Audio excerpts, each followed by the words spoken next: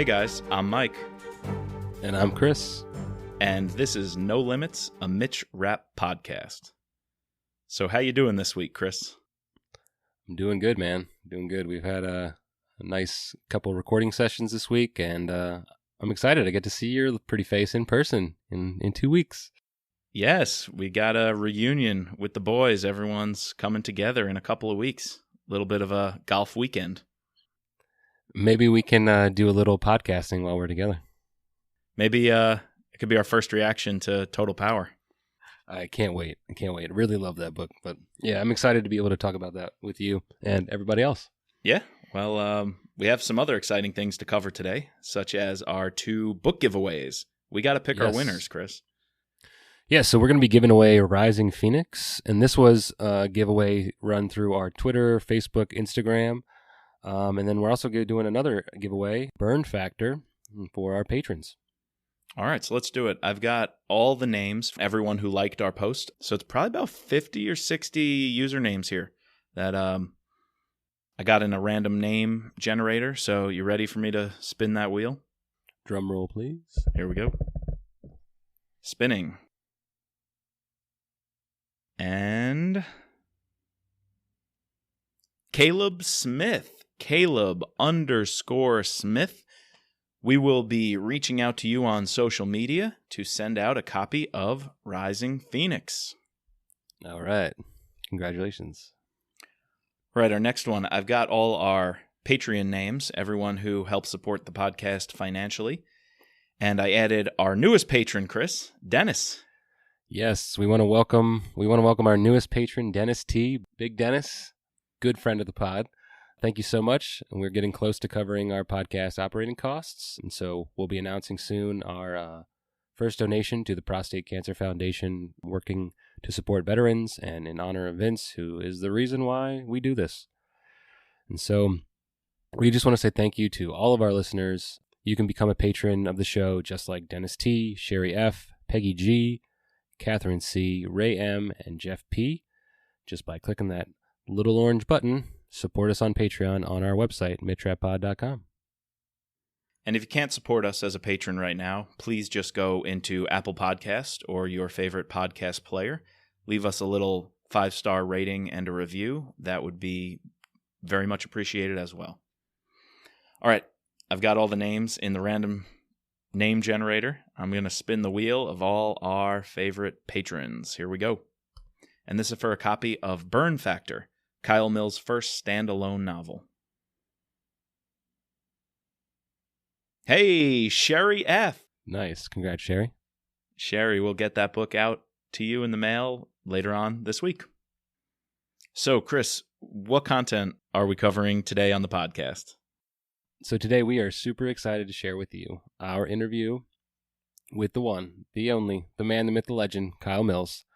We go deep into Lethal Agent, last year's novel, and Total Power, the new one, coming out September 15th. Pre-order your copy if you haven't already. And we discuss, his recent 3-book deal and everything in between. So we hope you enjoy this interview.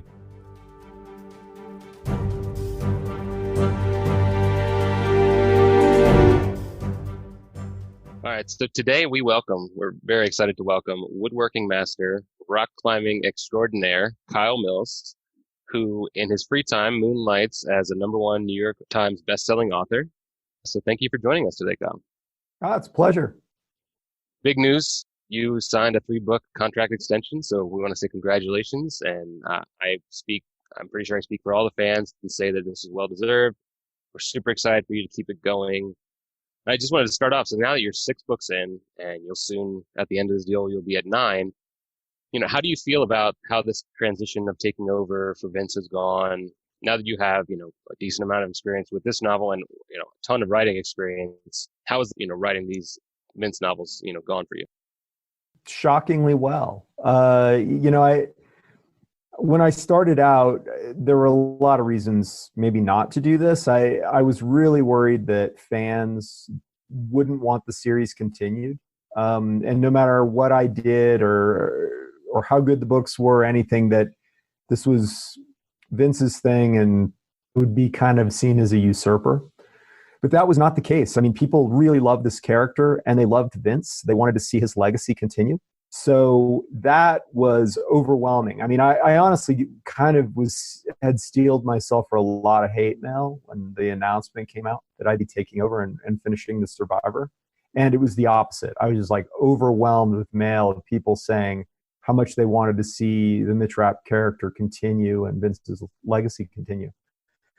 So I had a lot of people rooting for me, which is kind of the way to go to something, not rooting against you. And I worked really hard to write the Survivor as, very much in Vince's style. And I wanted people to not know where his writing left off and mine started.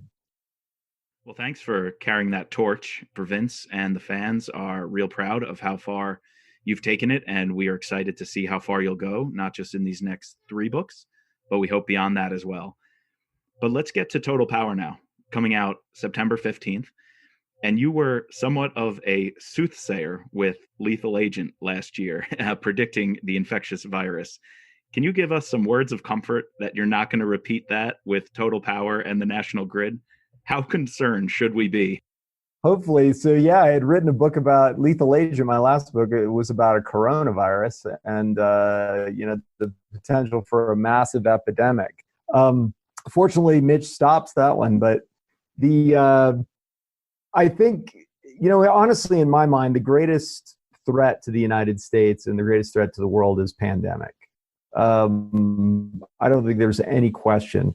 Certainly to the United States. The Chinese aren't going to come over here and invade the United States, neither are the Russians. And I don't think anybody wants to shoot off any nukes. But a pandemic can just come up and I mean, it could take out, half the human population over the course of a few months. So that was something I'd been wanting to write about for a while. And Mitch had never really faced a biological threat, which I thought would be pretty fun to have him do that. Not really his arena. By the way, we do our final ratings at the end. We were over the moon with that one. Yeah, that was it turned out to be timely. Yeah, true. Yeah. I disagree with Chris putting it above Transfer of Power, but we both loved it. that's high praise for sure. I really enjoyed it. It's funny. I didn't know if people, I thought it was possible. It'll be interesting to see with the paperback, but that maybe people would be really sick of the subject matter. But then I realized I'm reading a book about, the Spanish flu. And so maybe not. Yeah. Like when this thing first started, Contagion was the #1 movie on iTunes, and that came out in 2010, so people just consume quarantines or, virus stuff. Yeah. Yeah. In 2019, that was perfect because none of this was even on our mind. And that woke you up when you read it the first time. Really? Yeah. Well, it is amazing, for sure with Lethal Agent. I have to admit, I'm a little disappointed in the world's reaction to this. I think this one isn't too serious. I mean, I say that with 160,000 Americans dead and way more people. Sure. I mean, I come from Spain, right? And I mean, they were locked down. You couldn't go out of the house other than go to the grocery store. And but it could have been much, much, much worse. Yeah. And my hope is that this will be a wake-up call for the world, and that we'll put together some responses for this, because a big one is coming. And it may not be today, it may not be tomorrow, it may not even be in the next 25 years, but we need to do better than we have. Yeah.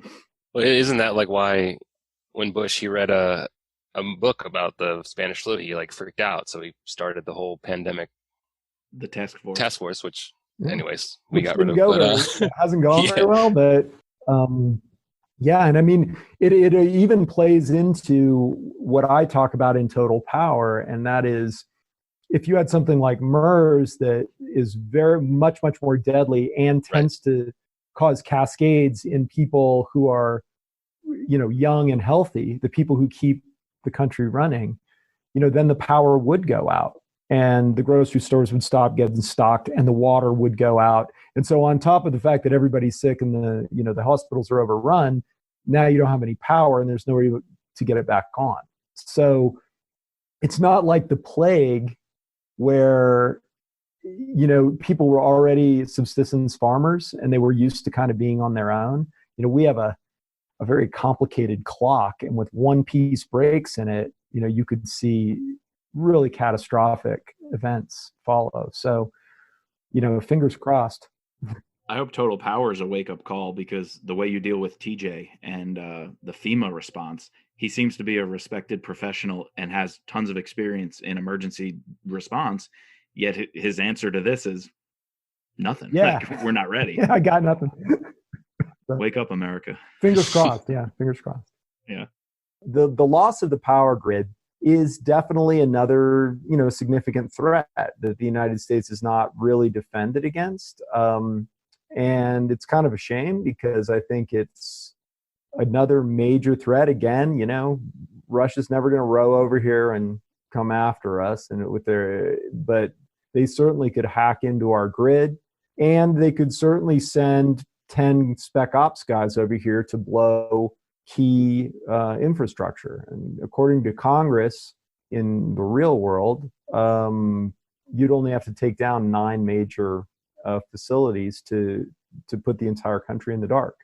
And if someone, again, according to Congress, if someone took out the grid and it kept it down for a year, you'd see about a 90% die off in the United States. So, over 300 million people. There wouldn't be much left. Every state would look like my state of Wyoming.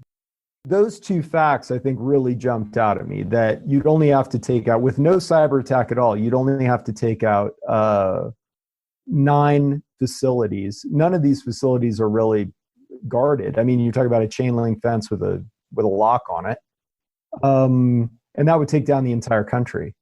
And also the fact that, the die off. I mean, if you kept the power down for a year, 90% of the population dying. So, I mean, it's an incredible threat. It's not, I mean, it would be hard to keep when I looked into the research, it'd be hard to keep the grid down for a really long time.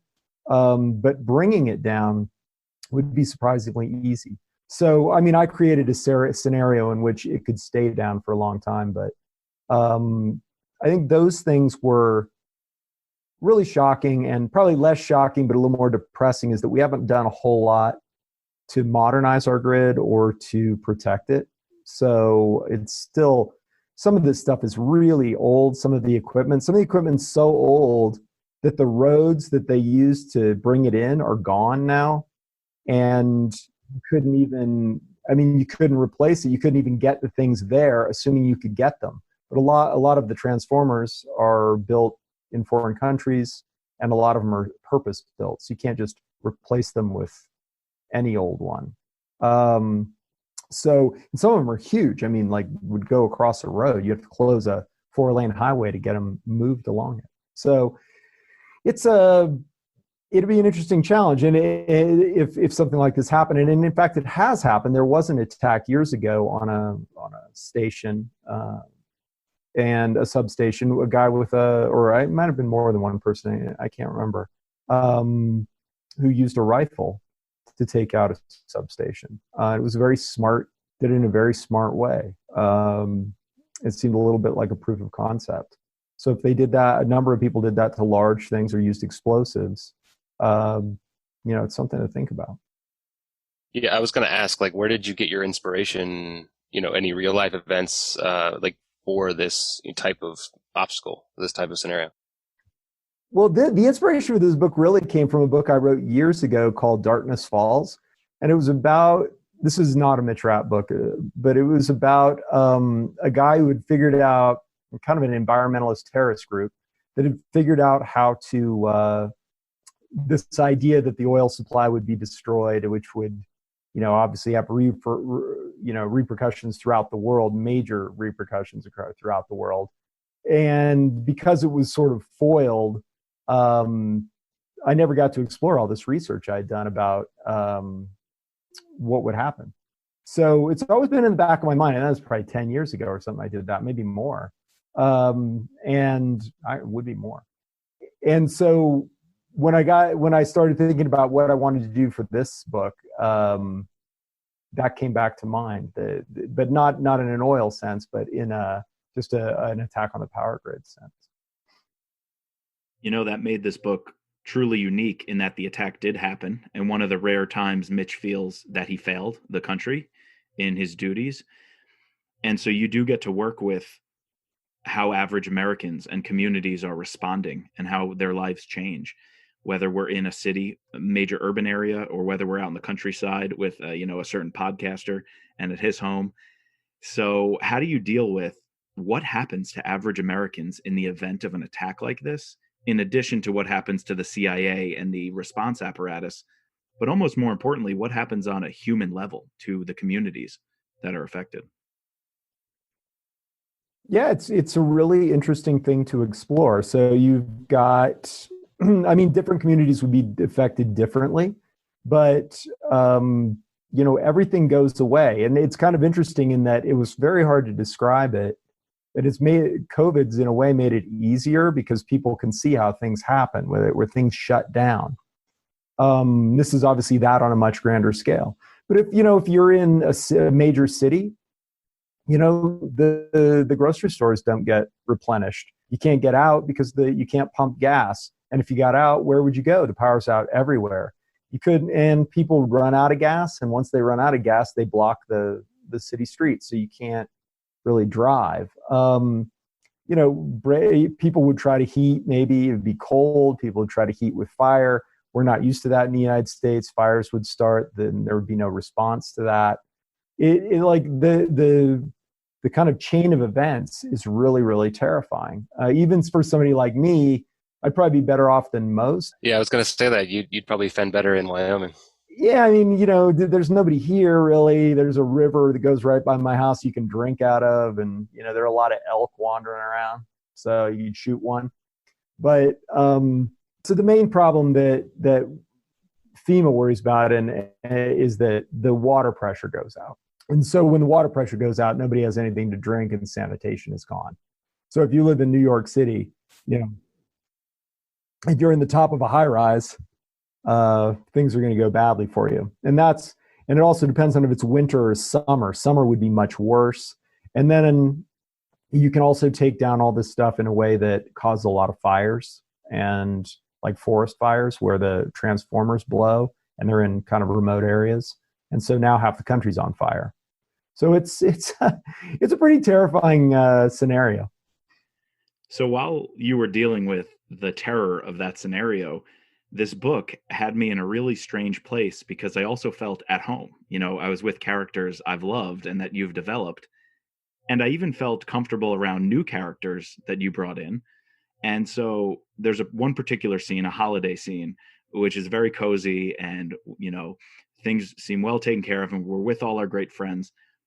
Did you also want to put Mitch kind of in a comfort zone there, hanging out with his friends? How are you balancing the struggles Mitch is facing in this while also his family life, balancing his family life and these new characters, which we're kind of bringing into the fold? That seems like a lot to do in a terror scenario. Yeah, it kind of does. The thing with Mitch is he's really well set up for this. He's built this gigantic bunker that's got its own water, it's got its own power. He has farm animals wandering around and all this stuff. So for him, it's much less dire personally than for most people. So his problem is that he feels responsible for it. Because as you said before, Mitch always solves the problem. And this was one of the big things that I wanted to do in this book, is to see what would happen if he failed to solve the problem and he had to deal with it. So I wanted to juxtapose what was kind of happening outside and give it a little more impact by showing what was happening inside his world, which is, not too bad. He's got power, he's got, food, he's got a nice fireplace and beer that he now keeps cold on the porch instead of opening and closing the fridge, but not too horrible for him. Whereas there are other people, starving. I think I mentioned the nursing homes and stuff like that, which is something that COVID later hit, where you can't heat them, and the water gets shut off to them, and all these things. So kind of an interesting thing to explore. The guy who feels culpable for the whole thing is the guy who's definitely going to survive it. I mean, he's been surviving stuff like this his entire life. He's pretty basically like, well, this still beats Yemen, Right. you know. So Mike just mentioned new characters. We meet a few new characters in this, in Sonya and Jed, and they're very likable. Where did the inspiration for these characters come from, and do you see them sticking around, or can you tell us? Jed probably not. Sonya though, yeah. I Girlfriends. I mean, I kind of liked her and Scott Coleman together, but Girlfriends are a little hard to deal with because they don't really necessarily play a role, and these guys are always off, gallivanting around the world shooting at things. So we haven't mentioned yet the main villain of this book, and you've done a great job with villains through all 6 of your novels. You do a really good job creating John Alton. You get inside his brain of why he has turned to this. So can you tell us more about your inspiration for Power Station? Yeah, so John Alton he was kind of a fun character to write because he's just this truly awful human being who hates everybody and thinks everybody's stupid and that he's so much better than everyone else. And you have this internal monologue constantly going around in his head about how he finds people just insufferable. So that's really his motivation here. He doesn't have any grand political schemes or anything like a terrorist group or something. He just can't stand people and is a bit of a psycho. And it was kind of fun to write him because honestly, you hate to admit it, but you think sometimes you've thought the same things as John Alton every now and then about people and thought, wouldn't it be great if I could just kill all these people? Well, he does it. And I think it was fun to go through his internal monologue and what he was thinking about other people when he was in meetings or he was talking to people. And you got to see a lot of that. So he was an interesting character to write. And I love villains. And I think something Vince maybe, I don't want to say he didn't get credit, but he was over. The Mitch Rapp character was so grand that people forget that he wrote these really amazing villains. And that Mitch Rapp wouldn't be very interesting guy if he didn't have these great villains to vanquish. So I've tried to keep up with that. Going back to Vince's books, which one do you like the best or is closest to you? I think probably Consent to Kill. I think that was an amazing novel. It was complex. It was actually really long, which I struggle with. I find trying to write a really long novel that holds together and keeps people turning pages to be really hard. So it had all the things that I really admired in it. So Chris and I noticed, particularly with Lethal Agent, a return to a very Flynnian style or formula of how that plot progressed. And I see glimpses of that as well in Total Power. And so you've shown us your own style and stamp that you put on the series with Enemy of the State and Red War. You've shown us you can really do due diligence to Vince's ideas and plot structure. What do you see as your path for the next 3 books? When you think about the writing process, do you have any vague sense? I know you're an outliner, the pantsers versus the plotters. I know you're a deep outliner. So do you think ahead on this next 3-book arc that you're going to undertake? I do. Typically, I would say no, almost. Other than this is one very long arc, from American Assassin to now Total Power. And sometimes I think about maybe 2 books, but with the new 3, I think you're going to probably see kind of a 3-book arc, which is something I've never done before. And I mean, a stronger arc in the storyline. And that's going to track kind of the things that are going on in the United States right now. The politics of the United States and the divisions inside the United States and the changes in the world and our place in it. So it was kind of a question when I decided to do these 3. At this point, I think as a thriller novelist, you can either kind of run from what's happening in the world because it's complicated, sometimes a little depressing, and kind of bring your focus in. on your character, and maybe, I mean, the obvious thing is, somebody, and I believe me, I think about this, somebody coming out of your character's past to kill them or something like that, and you can sort of ignore all the other things going on, or you can really embrace it. And I find politics and geopolitics to be really interesting, so I've decided to embrace it, and we'll see how that goes, because obviously people are, things are pretty polarized, and you don't know how people are going to react to things. But I find what's going on in the world right now to be super interesting, and what's going on in the United States right now. So we're going to dive into that and see how things go. That's why you were the right man for the job. We'll see. I thought that, in the character of Christine Barnett in Lethal Agent, I thought you created her, perfectly. I was fascinated with that character in the sense that, and then, in preparation for this interview, we looked at some of your old interviews, and you mentioned in the crew reviews interview you did that you'd sort of designed her to, no matter what side of the aisle you line on, you could see, her being on either side, or the opposite side, right? And I thought you did a great job with that. Oh, thanks. That was a little bit of a challenge, really. The things have become very, very partisan, but in a way, it's almost tribal and labely. So it's not so much I believe in, I don't know, deficits or no deficits or anything. It's not coming down to that anymore. It's not coming down to public policy or values or anything anymore. It's very much, this is the group I am aligned with.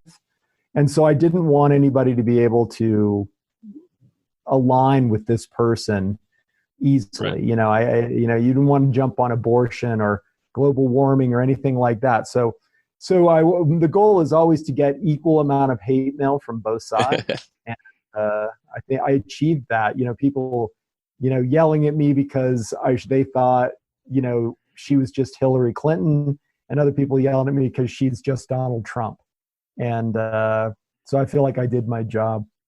Yeah, Chris and I actually had that same debate back and forth, and we, like America can learn, we agreed to disagree. And we both recognized each other's points and said, that's the mark of good literature, that it's not passing judgment on one side or the other. It's not a direct analogy to today's politicians, yet the character and the storyline can enlighten so much and rise above and point out both sides of the aisle and all perspectives, and make everybody question, where they lie.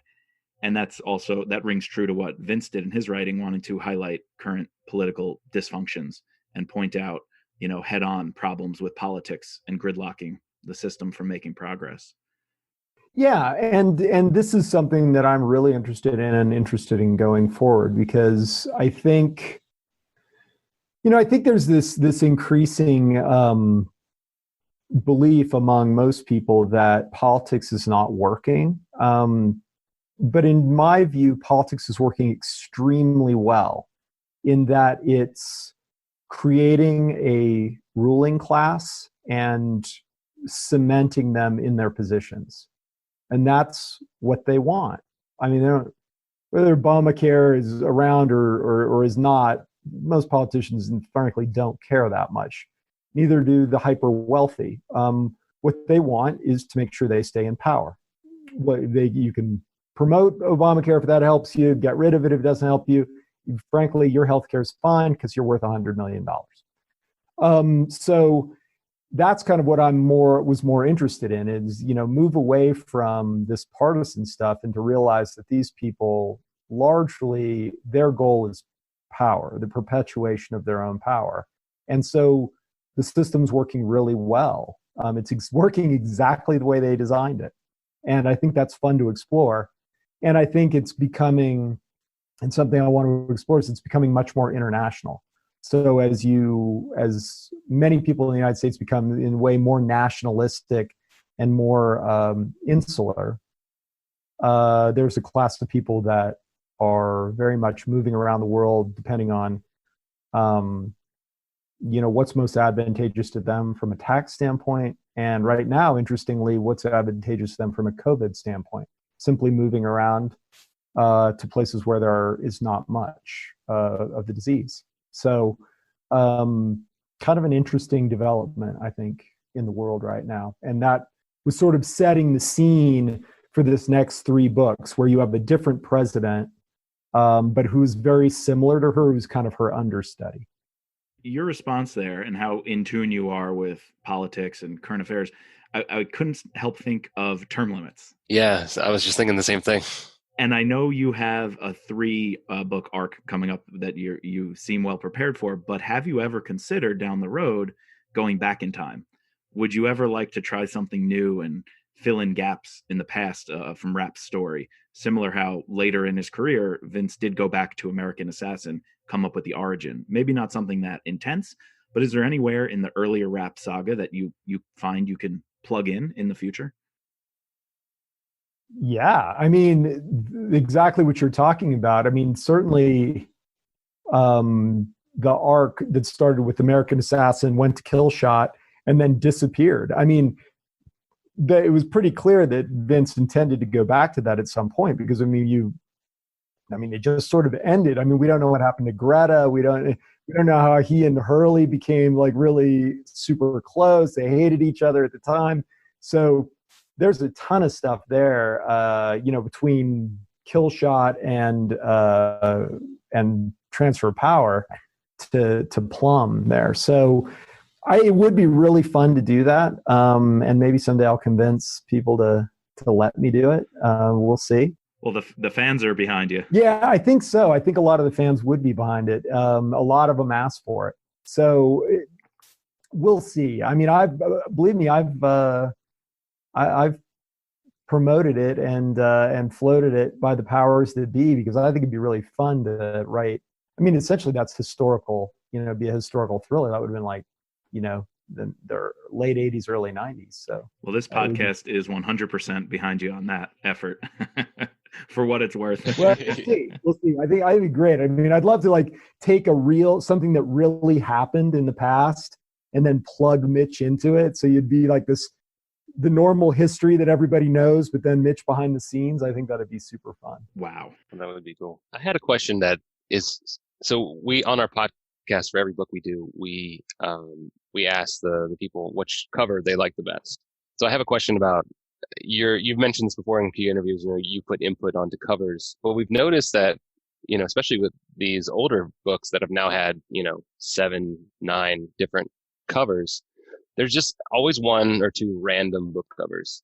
Like, are all books covers, approved by the author, or, you have some say and then it just goes past?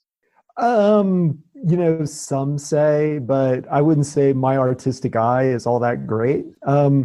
It has to do with particularly something that goes back as long as Vince's stuff. It has to do with the fact that the cover sensibilities change, and right.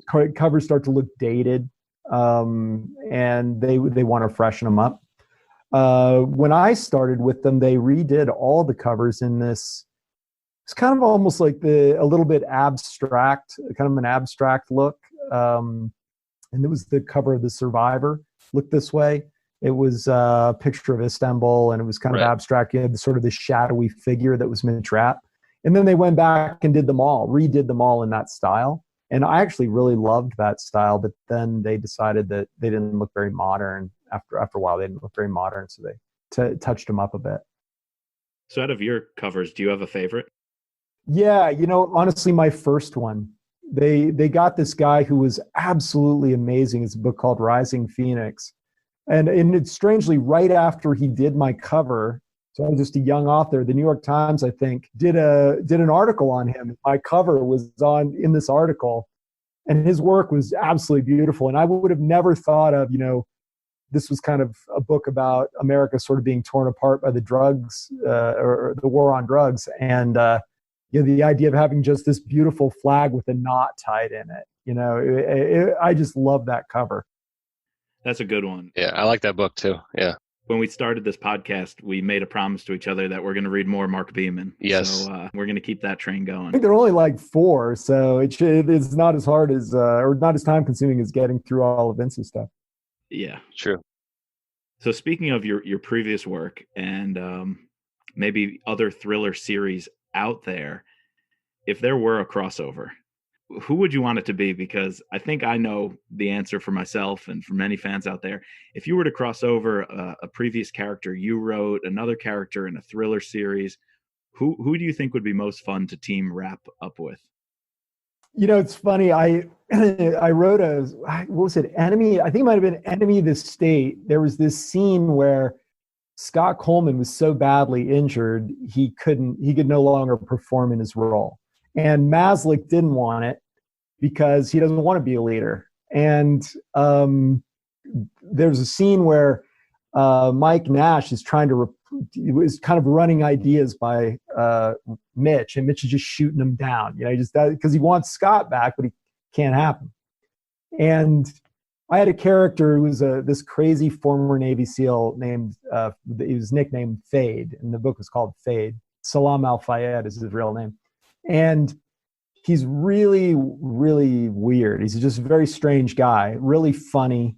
And I thought my first draft, Mike Nash says, well, what about Fade? And I had this really lengthy story of some like elaborate prank that Fade had taken Rapp's BMW, and they were doing an undercover thing in India, and like made it look really like an Indian cab. He put velour all over it and glued all these little figurines to the dashboard and everything. And Rapp's basically like, I'd kill that guy in like the first 3 hours. Or what did he say? It was something like after I listened to that same Go-Go's record for the 50th time, I'd put a bullet in his head or something. And I ended up taking it out because I thought, I probably shouldn't do that. But I think that would be a really fun crossover. The obvious one with that people talk about all the time, fans talk about all the time with another author would be Scott Harvath, which would be super fun. And Brad and I have talked about doing, I don't know, like a short story or something, and then donating all the funds to charity or something. We've never gotten around to it. Sure. Again, the fans and this podcast would be 100% behind it for the powers that be. That would be really cool. Well, that was really great talking to you about both Mitch Rapp and Total Power coming out soon, and some of your previous work. We have some rapid fire questions for you. Some personal things, some random things. Fade would be into this segment. So here we go.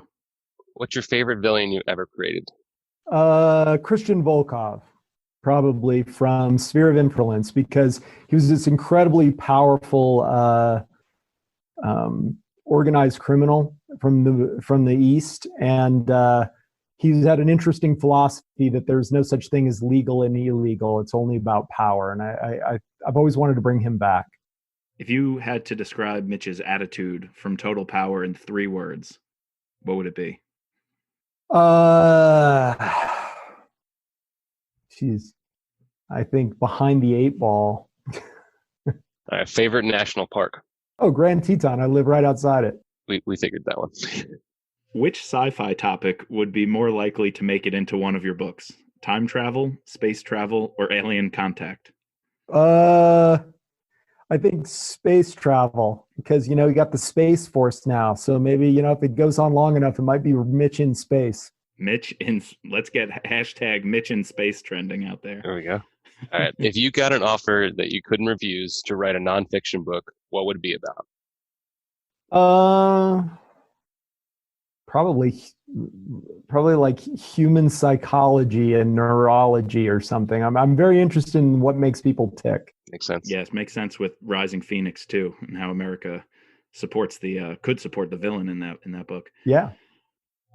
If I were going to write a book, which name should I pick for the main character? I need your advice. Mark Rapp or Mitch Beeman?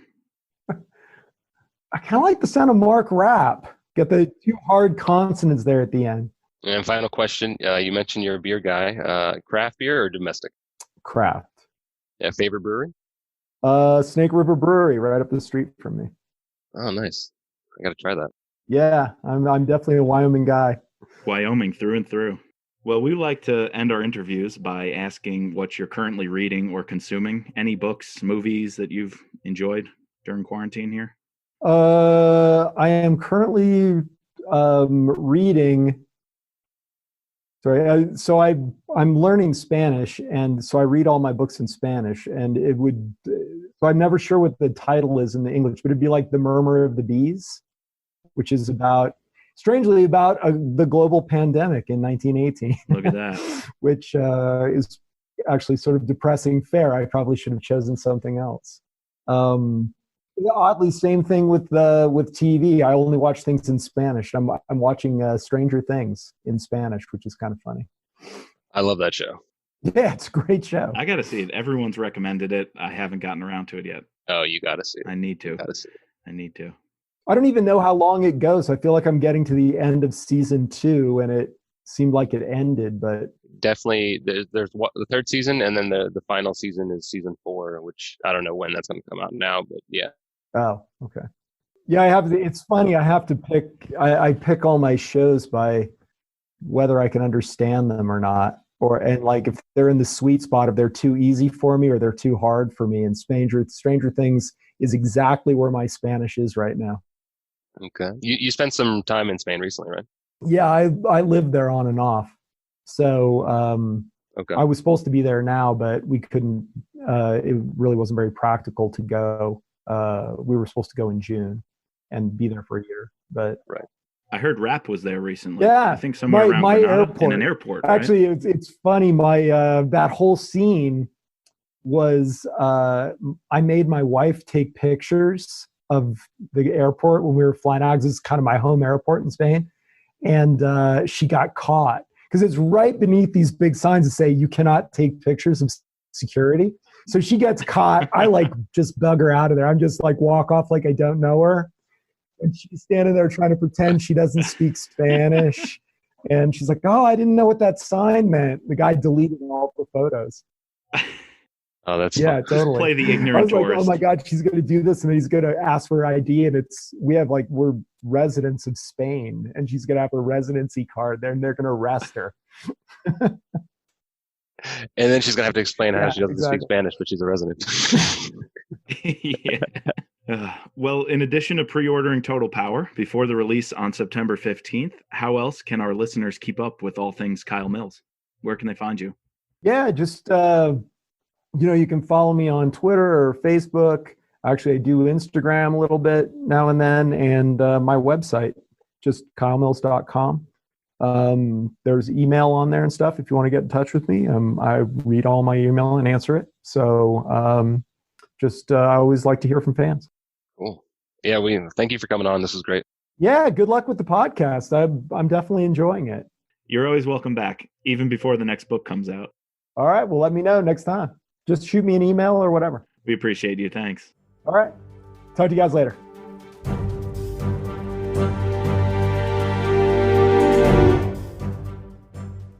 All right, so we hope you enjoyed that interview with Kyle, and we love doing that interview with him. That we're actually going to be bringing on some more authors. So in the near future, look for more podcasts like that. In the meantime, please subscribe, rate, and review us. And as always, just let Mitch be Mitch.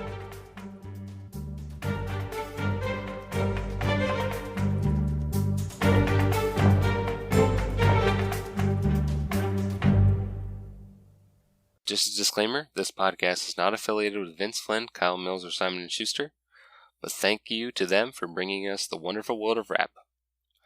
And the music soundtrack is Guerrilla Tactics by Raphael Crux.